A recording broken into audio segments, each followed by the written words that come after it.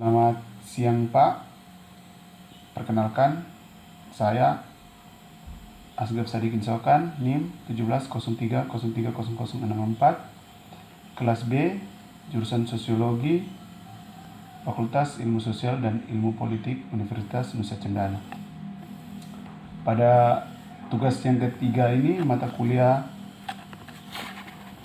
Perencanaan dan Kebijakan Sosial yang membahas tentang paradox segregation atau sistem pemisahan perubahan regim kesejahteraan dan perubahan-perubahan etnis di kota Eropa Selatan. Sebelum kita memasuki pembahasan atau pengantar pertama, sebelumnya saya akan menjelaskan apa yang dimaksud dengan paradoks. Paradoks yaitu suatu situasi yang timbul dari sejumlah premis atau asumsi atau anggapan dasar yang diakui kebenarannya yang bertolak dari suatu pernyataan dan akan tiba pada sekelompok pernyataan yang menuju sebuah kontradiksi atau sebuah situasi yang berlawanan dengan intuisi. Kita masuk pada pembahasan, yaitu pada 1 Januari 2018, pidato harian tahun baru mengatasi bangsa Perdana Menteri Denmark, Lars Løkke Rasmussen mengumumkan bahwa kami harus menetapkan target baru untuk menghapus ghetto sama sekali di beberapa tempat dengan memecah beton, dengan menghancurkan bangunan, dengan menyebar penghuninya dan menempatkan mereka di tempat yang berbeda. Di tempat lain dengan mengambil kendali penuh atas siapa yang masuk. Kita harus menutup celah di peta Denmark dan mengembalikan lingkungan campuran tempat kami temui orang-orang dari berbagai lapisan masyarakat. Statsministeriet Ministerit 2018. Paradoks segresi. Namun hal ini tidak terjadi di banyak bangunan dunia, khususnya di selatan Eropa. Fokus buku ini setidaknya sejak tahun 1990-an, kota-kota seperti Milan, Roma, Madrid, dan Lisbon telah menyajikan hal-hal yang serupa yang rupanya fenomena paradoks yang menentang asumsi-asumsi ini. Sementara ketimpangan perkotaan dan marginalisasi pemukiman secara tradisional tinggi, segregasi spesial antara kelompok penduduk asli dan asing rendah atau sedang, dan ini telah menurun lebih jauh selama tahun 2000-an. Ini fenomena telah menggelitik saya sejak perjalanan migrasi saya melintasi ini wilayah dimulai pada awal 1990-an. Pola konsentrasi etnis dan proses perkotaan tampak sangat berbeda dari yang digambarkan di utara kota Amerika dan Eropa Utara. Fenomena paradoks serupa juga terjadi di bagian lain di seluruh dunia. Tetapi baru-baru ini menarik banyak perhatian. Meskipun ketimpangan sosial semakin parah, beberapa kota tidak menjadi lebih terpisah secara spasial. Bahkan dengan gelombang migrasi massal, buruh, atau eskalasi krisis keterjangkauan perumahan, proses perakiraan getosiasi belum terwujud secara sistematis di seluruh kota. Di sisi lain Pasifik, peran dimainkan oleh lokal dan nasional institusi tampaknya lebih penting dalam studi segregasi spesial. Menyalak 2012 menekankan bahwa kebijakan perumahan lokal dan perencanaan sistem di Hong Kong sangat diperlukan untuk memastikan percampuran sosial di kota yang terbagi seperti itu. Untuk Fujiti dan Hill pada 2012, orang Jepang ekonomi politik nasional dan warisannya sangat penting untuk memahami alasannya ketidaksetaraan pendapatan residensial tidak diterjemahkan ke dalam kelas-kelas base segresi di Tokyo. Juga di sini, paradoks dianggap oleh beberapa orang sebagai fase pilihan atau fase peralihan. Segregasi perumahan tak terelakkan diharapkan meningkat ketika reformasi neoliberal, pasar tenaga kerja dan perumahan seleksi selesai. Pusat daerah kemudian akan dijajah oleh kelompok yang lebih kaya raya, pinggiran kota oleh kelompok tengah kelas, dan sisanya terjepit di antara atau dalam kurung lihat diskusi di Sikora dan Bozrah pada 2012. Sebaliknya, yang lain memprediksi pola segregasi yang semakin halus karena berbagai proses. terkadang tampaknya bertentangan di tempat kerja atau Hess et al. 2011 yang regulasi yang tidak jelas tentang hak tenurial dan restitusi proyek dan percampuran yang kompleks dari investasi, disinvestasi. Yang juga menarik adalah kebalikan dari paradoks yang ditemukan di kota Skandinavia, Copenhagen, Stockholm, Oslo, dan Helsinki adalah di antara kota-kota paling tidak setara secara sosial di dunia, tetapi mereka tingkat segregasi spasial cukup besar. Tampaknya sebagian alasannya berada di luar batas kota dalam aksi Skandinavia, negara kesejahteraan. Mozaik kasus ini tidak serta-merta menggambarkan tren atau universalitas fenomena, osilasi, dan kenaikan indeks segregasi dapat dilacak secara bersamaan. Pada materi kedua, yaitu pemisahan berteori dari Eropa. Segresi selalu ada sebagai fenomena perkotaan atau kota selalu terbagi.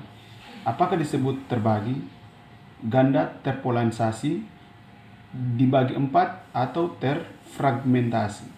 Proses pemisahan tempat tinggal ini bersifat intrinsik ke kota. Namun konsep segresi sebagai subjek teoritis baru dipahami sekitar 1 abad yang lalu di Amerika Serikat. Selama periode arus imigrasi besar-besaran dan perpecahan suku ras yang intens, istilah ini yang dipinjamkan dari genetika dan mengacu pada pemisahan pemukiman kelompok dalam populasi yang lebih luas. Pertama kali diadopsi oleh perspektif ekologi manusia sekolah Chicago sebagai metafora untuk pemisahan sosiospasial yang kemudian menjadi makna dominannya. Sejak itu, pemisahan telah terombang-ambing antara zaman yang terabaikan dan keemasan.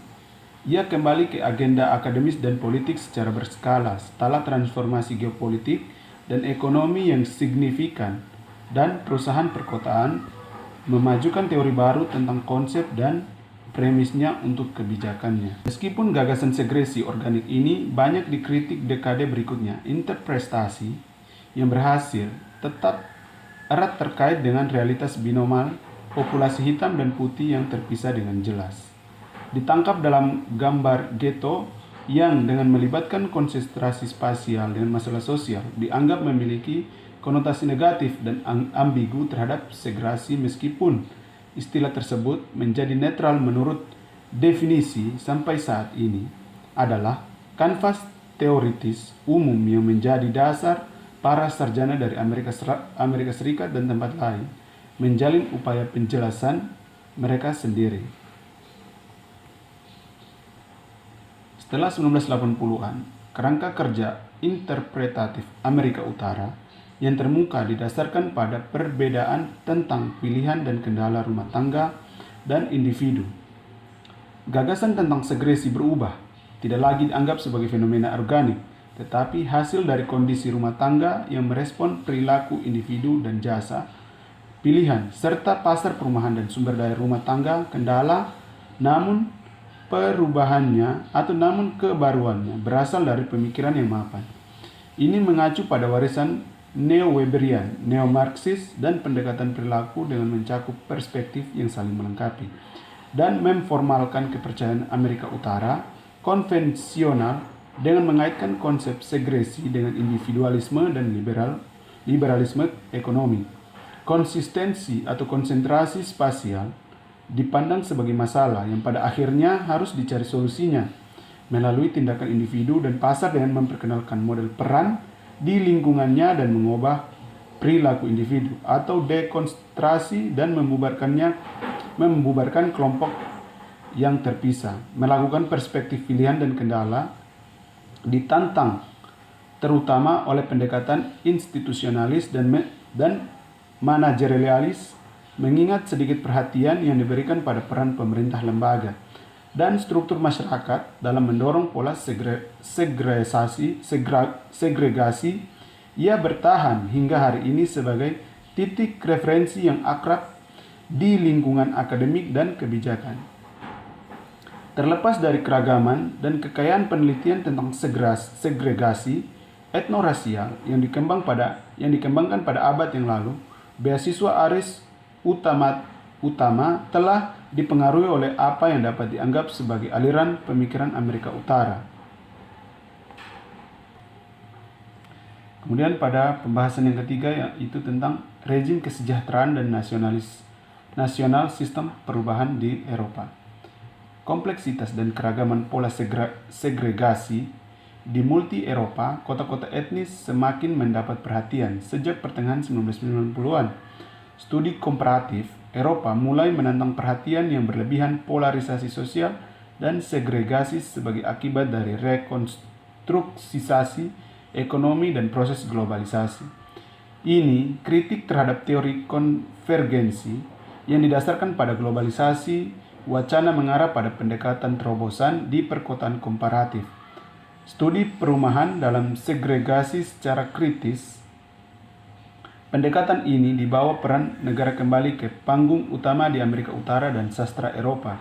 Dan untuk pertama kalinya, rezim kesejahteraan ditambahkan ke daftar tradisional faktor penjelasan dalam studi segregasi. Kesejahteraan atau rezim kesejahteraan dianggap sebagai pendorong utama diferensiasi di kota-kota Eropa dengan mencegah atau mengurangi ketidaksetaraan sosial dalam periode Fordist dan dengan menyaring dampak globalisasi yang memecah belah. Akhirnya, dimensi spasial dan sosial dari segregasi diuraikan dalam setiap kelompok kesejahteraan atau perumahan tipikal ideal, memberikan kerangka konseptual untuk menafsirkan kembali panorama Eropa pertengahan 1990-an. Kerangka kerja ini menunjukkan bagaimana sistem perumahan mempengaruhi stratifikasi sosia-spesial kota-kota Eropa secara berbeda dan bagaimana sistem perencanaan melalui bentuk dekomodifikasi lahan, kepemilikan publik, kontrol, dan negosiasi pasokan tanah sangat penting dalam proses diferensiasi tersebut. Tingkat segregasi spasial rendah seringkali menunjukkan tingkat ketimpangan sosial yang tinggi, kelompok keluarga dan sebaliknya kelompok sosial demokrasi. Namun seperti yang akan ditunjukkan dalam bab ini dan bab-bab sebelumnya, ini bukan fenomena paradoks. Terima kasih, sekian dari saya, semoga dapat bermanfaat.